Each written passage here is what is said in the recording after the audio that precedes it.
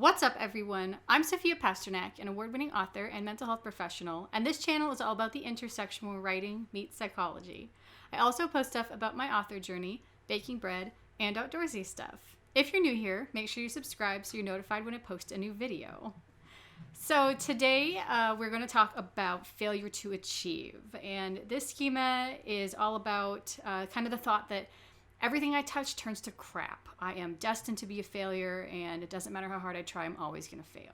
Those with the failure to achieve schema are convinced they possess an inherent lack of ability, skill, or talent to achieve success. This can lead them to sabotaging any chance they have at real achievement because they will self-limit by setting very low-level goals that they are guaranteed to successfully complete. They may also become competitive by putting down the accomplishments of others to highlight their own accomplishments. This schema may begin in childhood due to parents or other attachment figures being highly critical and telling the child they are inept, stupid, or weak. This schema also may be the result of a person with goals that are not realistic. And the inability to achieve this unrealistic goal is proof that the person is a failure. If you haven't already, please go watch my schema overviews video right here, because we're going to talk about overcompensation, avoidance, and surrender right now.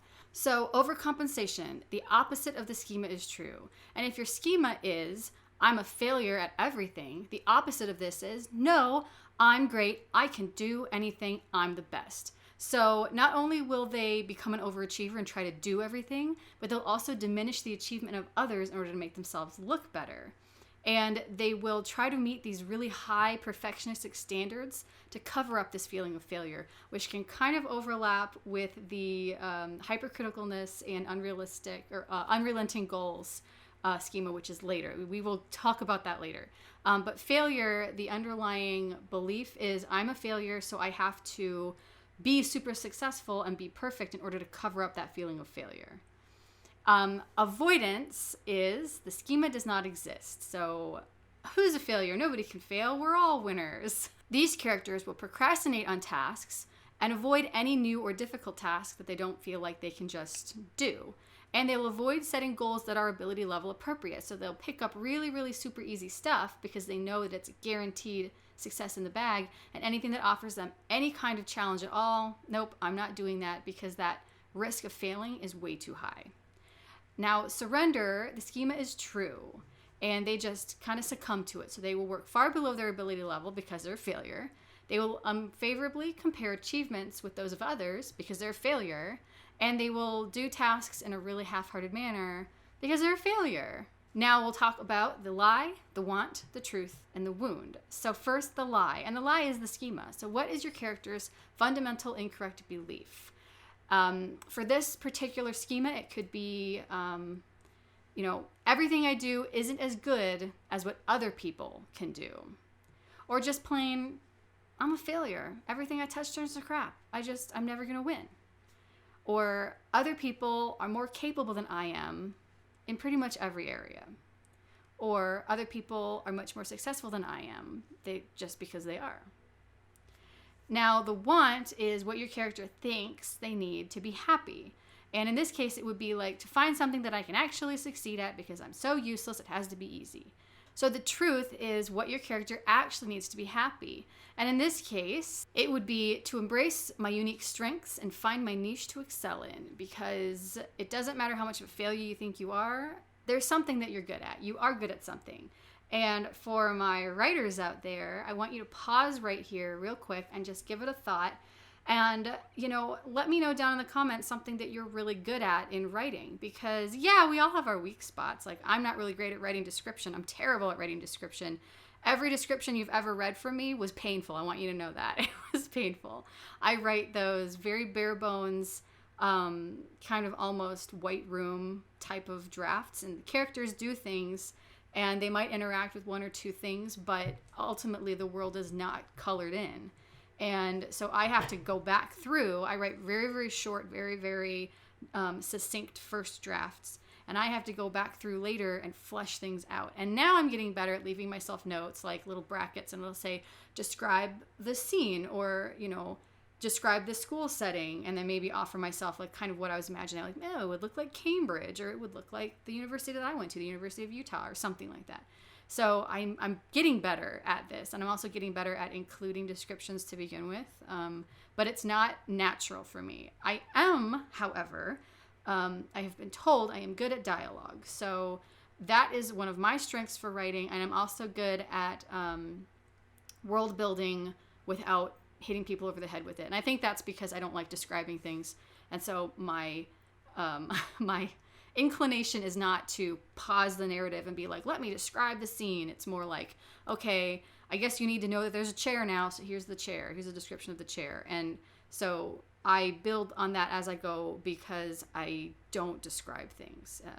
That's what I think. Anyway, so after you have left a comment down below telling me what your strength is, I don't want to hear about your weaknesses. I want to hear about your strengths. Then I want us to think about what could have caused this schema in the first place in your character. This is the wound, and you don't always need to express the wound in the actual, narrative itself, but I like to at least know it because it informs me as far as, my character and writing them and giving them little tics and little personality things that are based upon this wound that doesn't necessarily come out, but is good to know anyway.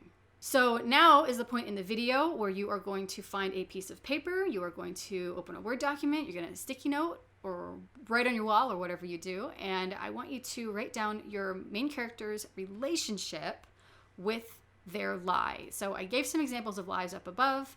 Pick one of those or come up with your own, but it has to have that underlying kind of belief of I'm a failure, and how does this exactly work for them? And then how do they compensate for? Are they an overcompensator? Are they an avoider? Are they a surrenderer? How do they react to this schema being triggered, this lie, every time it kind of rears up in their life? What do they do in order to push down those negative emotions? I'll wait. Okay, so now I want you to tell me what could happen to reinforce this lie. So anything, just make a list of situations that could happen that makes them go, yep, you're right, I'm totally a failure. Somebody tells them that they're a failure all the time, or they go to do something new and they completely bomb at it. Those are two examples. So just write down a list of those, as many as you can, pause me, go. And now I want you to write down what could happen that would challenge that lie. So anything that could happen in your story to, prove to your main character, you know what, maybe I'm not a failure. So they try to do something and they succeed. Or, maybe they don't get it perfect, but it's not a huge failure. And then they go, oh my gosh, maybe I'm not a huge failure. So just anything like that. So save that document, save those sticky notes, save that paper. And when you are writing, you're drafting, or you're coming back through and you're editing, any scene that you're kind of stuck on, pull out this list and go, okay, let's see, how can I apply any of these into this scene? Or if you are editing and you're trying to cut things out, you examine that scene and say, well, okay, does this scene, does this chapter, does this whatever, does this serve or challenge the lie? Is this related to the lie in any way? And if it isn't, get rid of it, because it's just fluff. You don't need it at that point.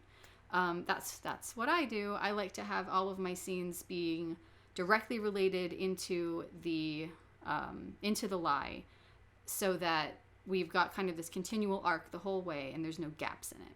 Okay, that's it. I am done. That was the failure to achieve schema, or the knowledge, the belief, the absolute certainty that your character is a total failure and anything they try to do is just going to turn to crap. So I hope you enjoyed that. Make sure that you're washing your hands. Black Lives Matter. Have a great day.